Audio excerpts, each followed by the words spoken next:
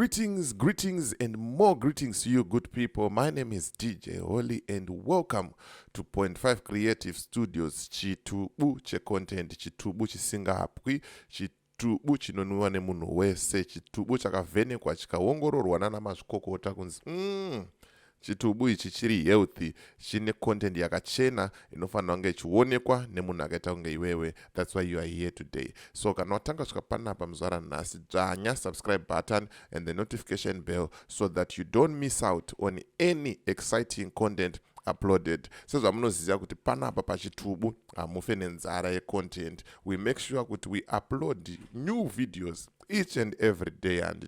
So without wasting much of your time, video randaya naro zvamanje manje, it's not a video and such, but nyaya ndaya nayo zvamanje manje inyaya ihombe, inyaya idafdafu, pane nyaya. Pane nyaya handitika. So tisatapinda munyaya yedu, kana une business raunaro rauda kushambadzirwa, ndibate namba dzangu ndo dziri kubuda pasi apa handitika. Kana une nyaya yaunayo yauda kuripota, ndibate futi namba dzangu ndo dziri kubuda pasi apa handitika.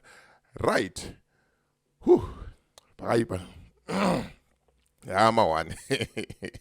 Inyaya ihombe idafdafu. Tunda yenyaya handitika. So without wasting much of your time, rekatipinde munyaya yedu ndotangira papi because nyaya ichi ihomba handitika. Right, sezvamunoziva kuti ZANU-PF yane 2/3 majority muparliament handitika. Saka vanokwanisa kutongopasisa any mutemo wavanoda panguva dzavanoda, vanokwanisa kungoita yese yavanoda patime yavanoda handitika.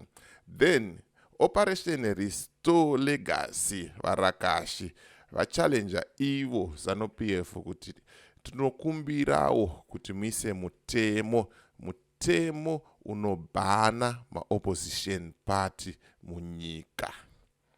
Ndo nyaya yandauya nayo zvamanje manje yandikukuratidzai. Iyo nyaya irapo mozverengera mega. Zvikanzi opposition yaita zvinhu zvakawanda stereki zvakuwadza nyika. Vakakoka masanctions, vari kuluta, vari kubira ma-resources public, vari kuita zvinhu zvakawanda, zvimwe zvacho verengai mega, pakatoshata. Saka kana panga pakamboipa, this time pakutozonoipa. Mawane. Saka inini ndingandikusiyei muchierenga post iro, and then I'm gonna let the robot read something for you handitika, kune imwe nyaya, same nyaya iyoyo yanyorwa kune rimwe bepa handitika. Saka without wasting much of your time, it's for me DJ Holly and the rest of the crew behind the scene. Rega ndikusiyei muchinzwa robot vachita sei, vachita basa. Oningagwa in secret plot to ban opposition completely. Alarming reports have emerged of a potential move by members of Zimbabwe's ruling party, ZANU-PF, to push for legislation aimed at banning opposition parties in the country. The ZANU-PF group, known as Varakashi, operating under the banner of Operation Restore Legacy, has ignited controversy with their call for parliamentarians to enact such a law.in. A statement released on Monday via their Facebook page, Operation Restore Legacy, ZANU-PF Varakashi made their intentions clear. With the 2/3 majority that ZANU-PF has in parliament, I am challenging legislators to enact a law that bans the opposition. Since its inception, the opposition has done more harm, invited sanctions, looted public resources, plagued service delivery, focused on petty fights.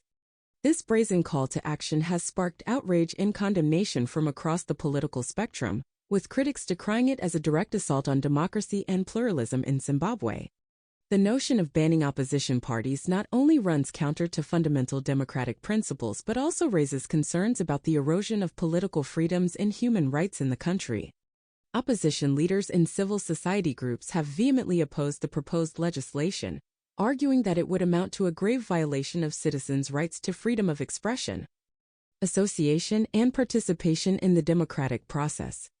They warned that silencing dissenting voices and monopolizing political power would only serve to entrench authoritarianism and undermine the legitimacy of Zimbabwe's governance system.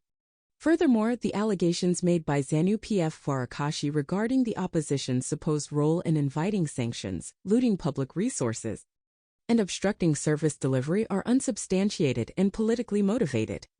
Such rhetoric not only seeks to demonize political opponents but also deflect attention from the ruling party's own accountability and governance failures. The push to ban opposition parties comes at a time of heightened political tensions in Zimbabwe, exacerbated by economic challenges, social unrest, and a lack of trust in state institutions.